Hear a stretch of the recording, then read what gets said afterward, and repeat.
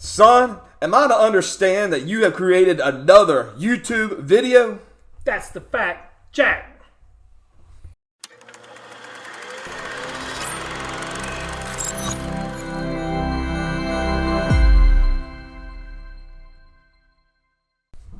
Welcome to Retro Film Review, where we like to take a look at movies that shaped our generation. Today, we're looking at 1981's Stripes, which was co-written by Harold Ramis and directed by Ivan Reitman.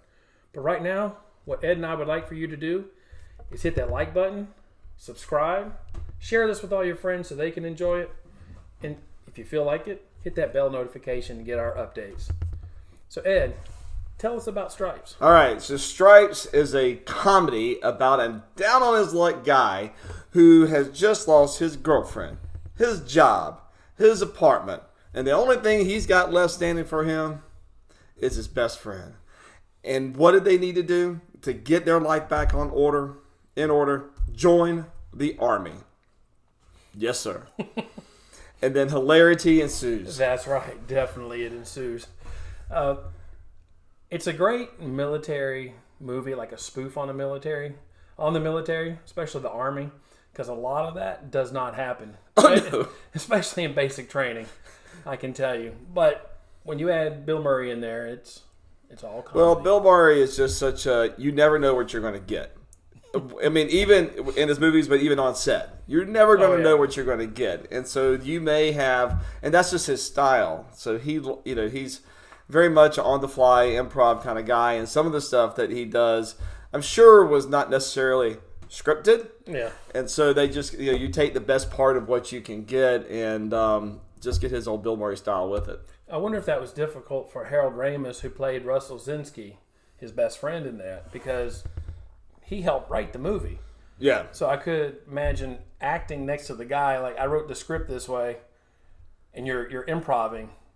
Like, that would probably drive me crazy. Like, if we scripted this out, which we probably should, and you start ad-libbing, I'd be like, that's not the script. That's not the script. Stick to the script. Yeah. Well, and so originally this movie was thought about from Ivan Reitman, who had directed Bill Murray in Meatballs. Right. But it was at the Meatballs premiere that he came up with the idea of doing a military comedy.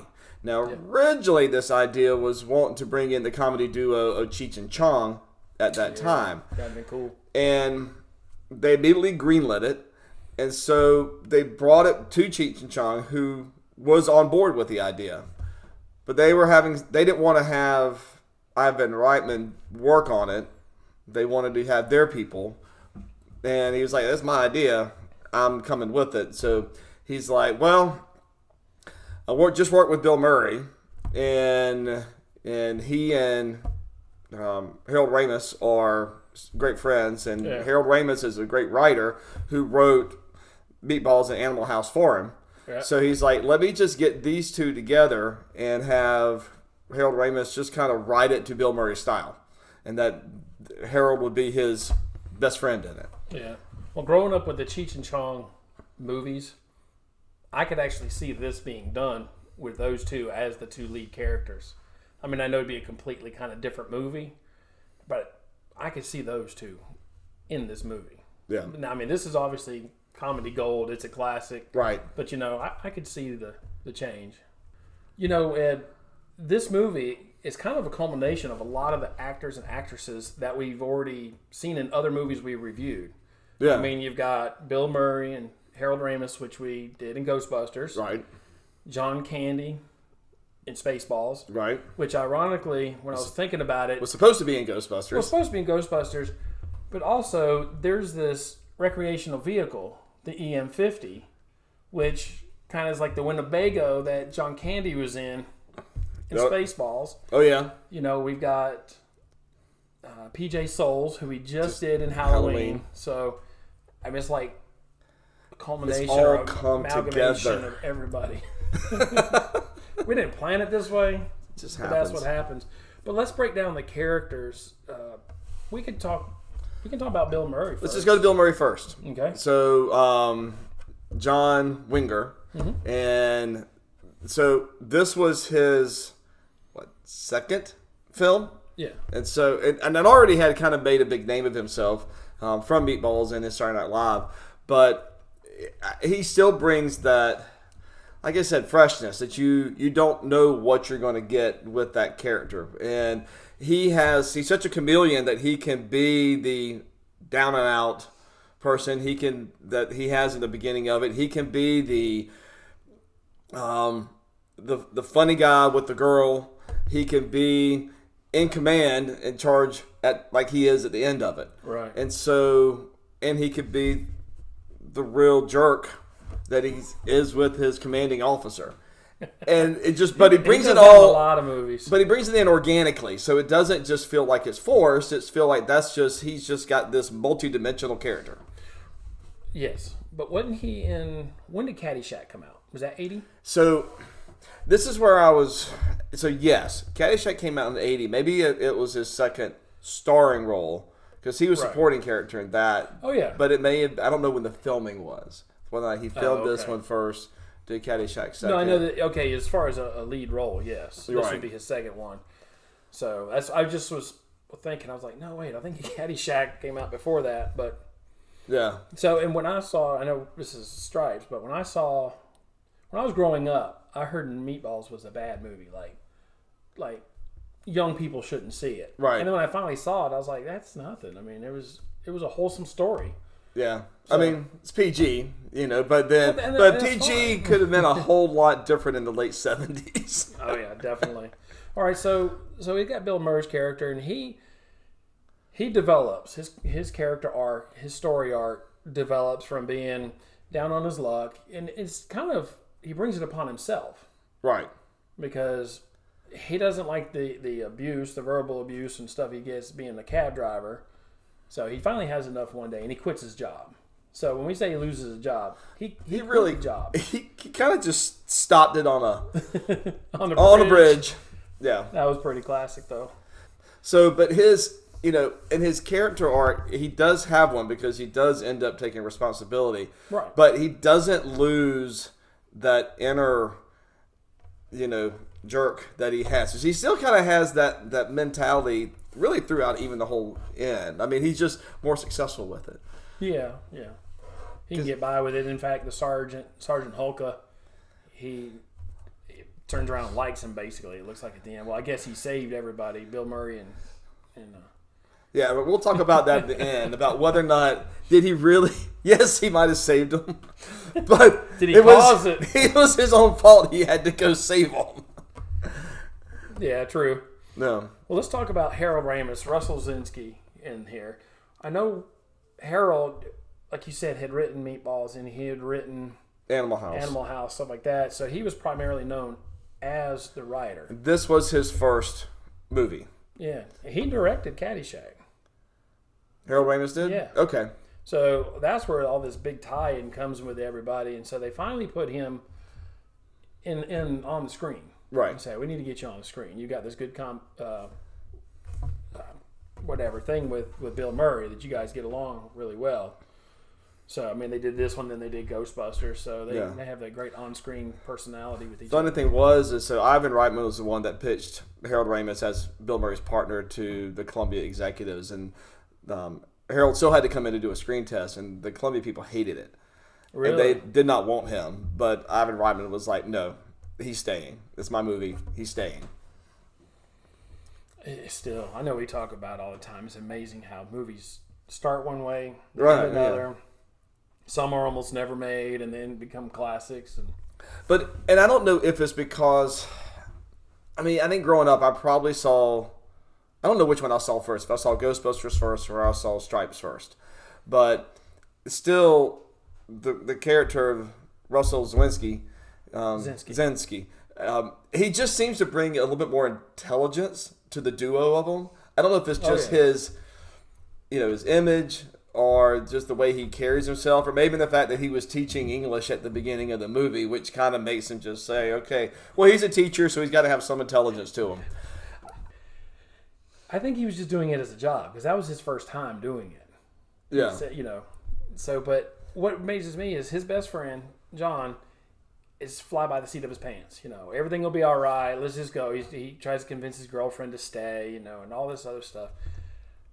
But Russell, he is more intelligent. It seems like he's got more of a path going on in his life.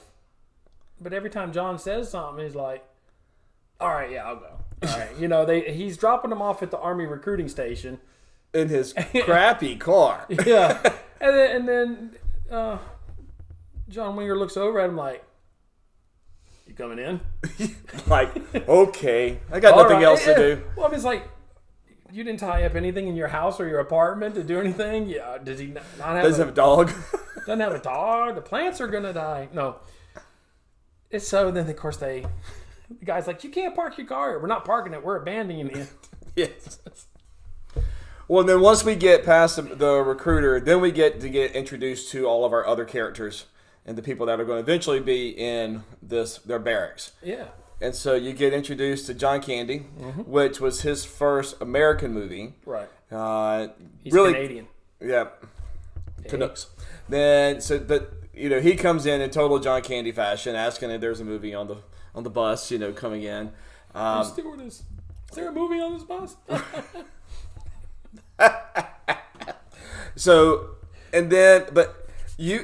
The one thing with Stripes is what they did is they really got a whole bunch of, which was unknowns at the time, but when you go back nowadays and see it, I mean, these people have all had great careers that have stemmed from this. Judge Reinhold's in there, who was also in Fast Times at Ridgemont High. He was in Beverly Hills Cop, 1 and 2, 3.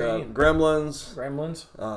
And still kind of had a great 80s career. Oh, yeah. But it was basically his first movie the ever. Santa Claus movies.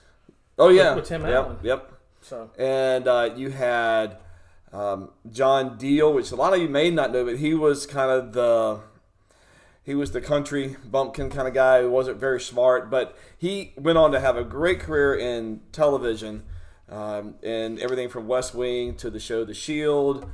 He was a big star in the movie The Client, one of John Grosham's movies. I figured I'd go ahead and join before I got drafted. Son, there ain't no draft anymore. There was one? Yeah. Let's see, who else did we have? We had... Well, not at the bus depot, but John Larroquette. He played Captain Stillman, which in the 80s he was on Night Court, the TV show. Correct, yeah. So I think I recognized him because I watched Night Court like every single episode all the time. I recognized him from that when I went back to watch Stripes, Yeah. We were a lot younger when this movie came out. A lot younger. So I recognized him from that. You don't really... I mean, you kind of forget how tall he is. Oh, yeah. That's a tall dude. Yeah, he is. And I don't know what his true personality is, but he really comes across like he's all about showmanship and all about trying to prestige and make sure that he's, everybody looks up to him, even though he's kind of an idiot in charge. But what I thought of, which was another homage to one of our other previous YouTube videos, go watch Spaceballs. But at the beginning, where his kind of introduction, where he's playing with his army toys, totally brought back Dark Helmet playing with his Star Wars toys. Did you see anything? No, sir. I did not see you playing with your dolls again. Good. That's from Spaceballs, not from this one, but yeah. It's the same thing I thought of when I rewatched this for this review. He's sitting there with the tank, and he actually has it explode. But in this one, he's proud about it. Because he stands up, he's like, "Yes, sir."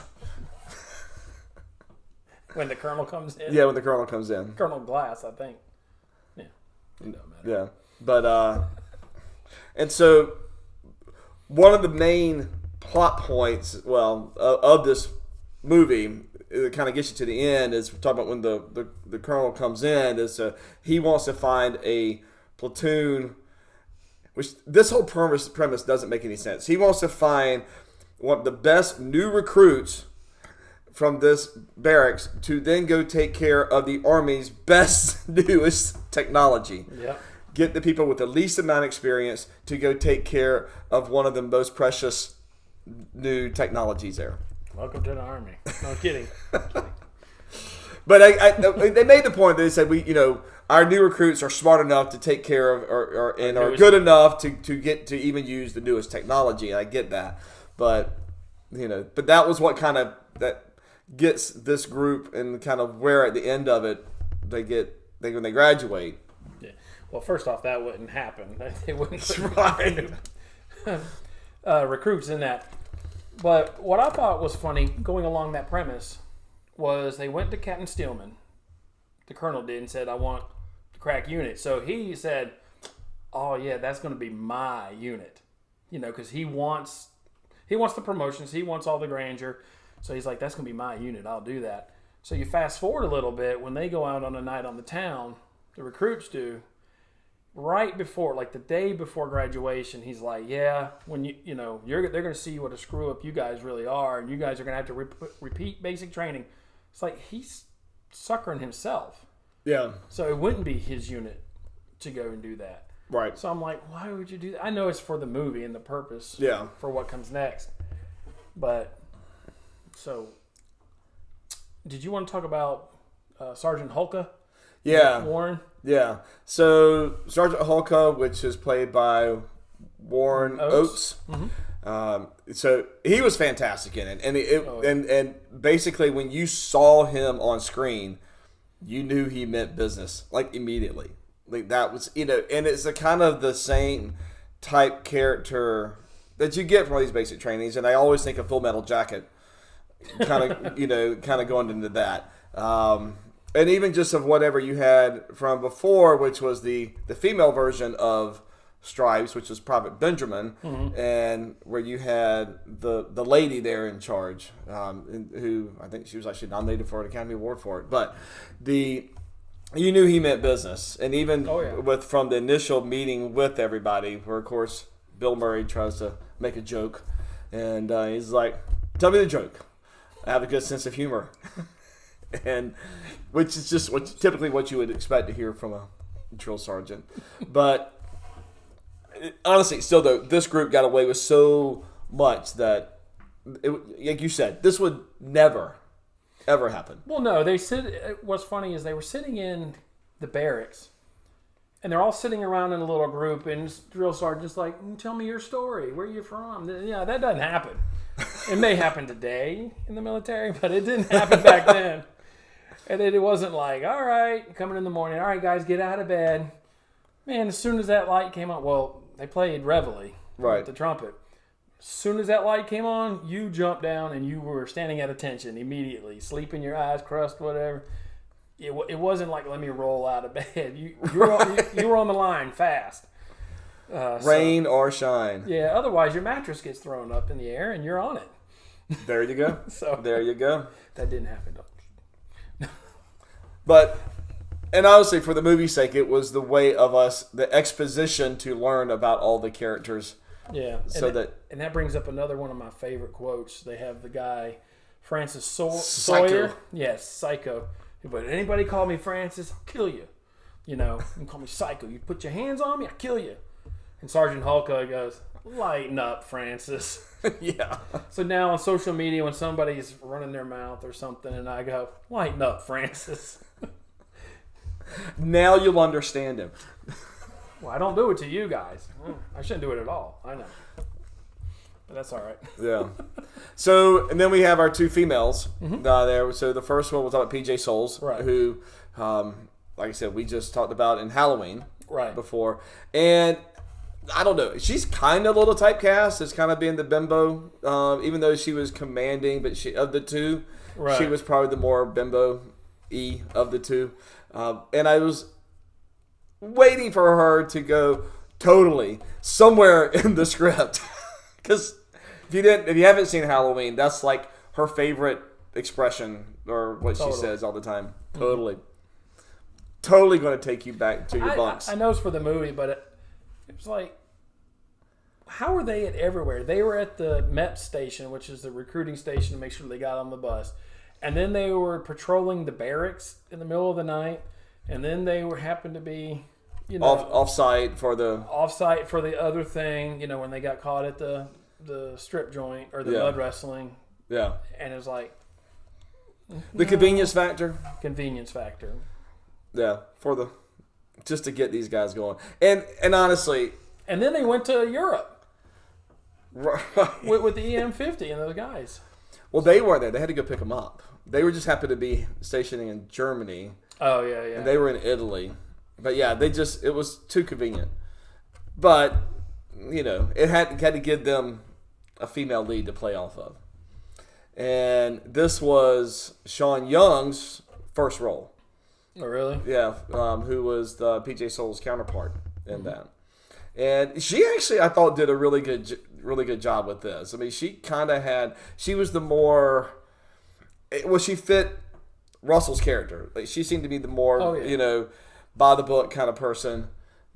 Obviously Russell was a bit more of, if you could say it, by the book. He seemed like he would be, but he really wasn't. And so they had them paired up for each other. But even at when they were putting them on the bus after the recruiting station, it was just, I mean, like I said, this would never happen. I mean, the two female military police, they're like going like, what you think about him? And it's just like, that would never happen. No, I could see that those two women, with all these guys going through, would probably almost be hit on by every single guy. Probably every time. Every time. So it's more of just eye rolls. And that's basically how PJ Souls' character, I'm trying to remember her name, unfortunately, that's how she kind of treats it. Bill Murray comes up and says something. She's like, all right, my job's to get you on the bus. Let's go. She kind of just plays it off until her friend comes up and says, what do you think? There's always love at first sight. Things happen like that in weird situations. But, yeah, every guy going through is probably going to be flirting and saying something to him, cat calls or something inappropriate. So, but, yeah, that leads them. Sergeant Hulka gets injured towards the end of basic training. That puts, which, again, would not happen. They would put somebody else in charge. Yeah. And usually there's a drill sergeant and then an assistant or somebody else helping. So somebody else would take charge. It wouldn't just be falling on the recruits to take care of themselves. And even then I had an issue. It's funny. The movie's great. Watch it all the time. But it's like, how did they already had all this training, all these weeks of training. And now they're like learning how to do right face and left face and how to put the rifle up on their shoulders. Like, you've been doing that for 6 to 8 weeks. You didn't just not know it because your sergeant's gone, and then they're all, their hats are all sideways and one's wearing a t-shirt and the other one's wearing their army jacket the right way. And it's like, basic training is to break you down and get you how the Army, Navy, Air Force, Marines, Space Force, all that, Coast Guard, how they want you to do. So you know exactly what you're doing, whether your commander's there or not, because you're trained. So, there's a lot of little things. Did you have any issues with anything or continuity things? I got a couple. Well, other than just like we talked about the story elements that I think just you have to kind of gloss over as far as, this would never happen. So there's one continuity thing that I like to, just going to point out because I think it's pretty funny, but it's a scene where Russell and John has escaped again, and Russell's going to go try to bring him back, and they start fighting, and there's the scene where basically Russell is throwing Bill Murray's head on the ground, and there's a bag underneath his head to help protect it. But then when the military police comes up, the bag is behind them from that shot where he's just holding them. And then when it gets close up to him, the bag's under his head, and then it's the magic moving bag. Mm-hmm. Yeah. And then the only thing that really bothers me as far as we talked about story elements is it's a great way to end the movie on a high note, but you would never have that type of military parade and salute for these people. I mean, because yes, they went at the end of it. Their troops gets captured and they're separated, and they go in and take the big military Winnebago to go help save them, which I always thought was a really cool vehicle. If they ever made one like that, the EM50. Yep. But they're the ones that caused this to happen. I mean, they left, took this away, and they went to go find them and got captured. And so, yes, while they did help save them against a bunch of inept Czechoslovakian soldiers, but you would never have then praised them for all that. They would have still been in trouble for stealing military equipment and would have been thrown in the brig. And you would have never had this type of military parade. And so, like I said, it ended on a high note, which is fun and everything, but it just never would have happened. No. What about you? Well, I noticed I noticed the bag thing. Obviously, there was another one. Again, while rewatching it, I didn't pick on this before, and it's such a small continuity error. And I'm not a filmmaker. Don't know if I'll ever be one. So I can only imagine how difficult it is in any film to make sure everything is set back. I mean, we're drinking water here, and I've seen movies where the water level's here, or the wine or beer or whatever, the next one's here, and then the next one's dropped here, just from the angle. And I know that's got to be extremely difficult, and it doesn't take away from the movie. Whether the bag's under his head or beside him, it's just fun to say, okay, There's a goof. Those are different shots, and I get it, but it doesn't take away from the movie. The other one is real simple. When John is in his apartment after he just quit his job and his car got repossessed, he goes in and tells his girlfriend, Anita, and she's like, I'm out. I can't deal with this anymore. I need someone more serious. Well, she sits down on the floor. She grabs her boot. John's over here from this angle, so you see her this way. She puts a boot on her left leg. Well, then all of a sudden, and she's reaching over to grab the next boot for her right foot. Well, John comes around and sits in front of her, so now the camera point of view is at her. You see her grab the boot and put it on her left foot and then reach over for another boot. So technically she put on 2 boots on her left foot. It doesn't take away from it. It's just one of those fun little things that you catch. The other thing that there's 2 versions of this. The extended cut version, which has a long deleted scene from the theatrical release. They overlap at one point. All of a sudden, Sergeant Hulk comes in and says, all right, 2 of you, people or some recruits left the base without permission. And you're going to have to, let me know who it is, or I got ways to find out who it is. Well, of course, it was John and Russell. And they're about to both step out, and Russell steps out. So but Sergeant Hulk already knows. The drill instructors already know. They know it all. You can't hide it from them. But without watching the extended cut, with that deleted scene where you actually see them leave and get on this other adventure, which is funny, and it's worth the watch. It doesn't make as much sense. It doesn't make sense that all of a sudden you just walk in and say, all right, 2 people left the base. You don't have any reference to them leaving the base, them trying to sneak back in, anything.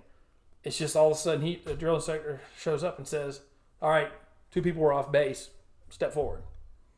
Yeah.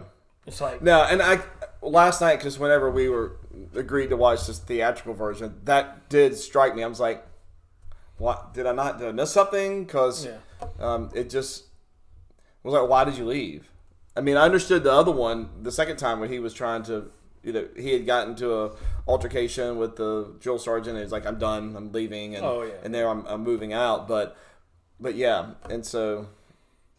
And I liked, and then that's it for any little errors and stuff, and that's still silly on our part. Whatever, it doesn't matter. When John Larroquette, Captain Stillman, when the colonel's in there saying, I want these people, the top recruits to do the EM-50, and if you mess this up, I'll put you in command of like the Arctic observation thing. So at the very end of the movie, because like you said, even though they had a parade, they still screwed up. Right. And at the very end, they show like a newspaper clipping or something. Welcomes, the Arctic observation thing welcomes new CEO. And it's the coldest winter ever. And it's got him there in the parka. Yeah. So, and I thought about you whenever we talked about this, I believe, on Ghostbusters. Where you said typical 80s fashions. They had all these magazines or different things show up with the different characters. And they run through basically the cast, the main characters. Yeah. And show them in different things. John Candy was on Tiger Beat, which if you don't know what that is, like a teen heartthrob. But I didn't have any copies. But so I do want to mention 2 what I consider iconic scenes from this movie, which is really more like one is the mud wrestling scene, which is really a star-making scene for John Candy, where he basically gets put in to go mud wrestle a whole bunch of women, strippers and such, and that's where he gets his famous scene or famous quote that he's the lean, mean fighting machine. That's right. And then, really, as what we kind of alluded at the very beginning of the episode, is the graduation ceremony where the troupe comes in and does all of their routines. And I mean, I don't know how long it must have taken a bunch of actors to try to learn that. Mm-hmm. They did a great job on it. Oh yeah. But anyways, and that's where that's when the sergeant goes, "Son, do I understand that you have completed all your basic training in one night without a drill sergeant?" That's the fact, Jack. And so, which again, never be allowed. But it's an iconic scene from this movie. Yeah, it's kind of representing that there. So. Alrighty. So, final thoughts. It's a great movie. I recommend watching it if you have not seen it. The extended cut, theatrical cut, whatever. It holds up the test of time because even if you've been in the military, you can kind of look at it from my perspective and say, yeah, that's not going to happen, or that's funny, or that's a good representation. But it is but it is laughing along with that. Oh yeah. No, it's not to put it down or be serious about it. You just kind of, you're like, okay, yeah, that didn't happen, and when I was in there or whatever. But no, it's great. And of course, the careers that came from this, with all these actors and actresses. But I think it's great. I mean, it's. And I think it still holds the test of time. Once or twice a year, so for sure. Yeah. Well, but I think, it's one of the purposes of us looking back at these things is saying how well they still relate in today's age. And I mean, the comedy is still there. And it doesn't, well, yes, it is early 80s.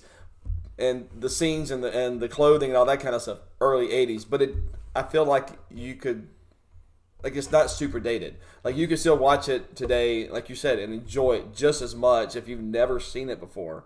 Right. And just feel like it's still relevant. Because you still have people down on their luck, joining the military. And, yeah, it's probably about time for a new, I know we don't like reboots. I don't want this again. But we haven't seen anything like this in a long time. Okay. No. Yeah. Well, no, not a reboot, because our mantra, one of them, at least mine, is say no to remakes. Yeah. We don't want to remake this, but another film like this. If you wanted to do that, obviously you can't have Harold Ramis, unfortunately. But then you make Bill Murray the company, the base commander. I wouldn't even do. If you want something like that. No, I'm just saying, just a whole new, different cast, different story. But that's a remake. Huh? That's a remake. But it's not going to be. I'm not going to call it Stripes. Or the sequel will be called Stripes and Stars. Anyways. Stripes and Stars.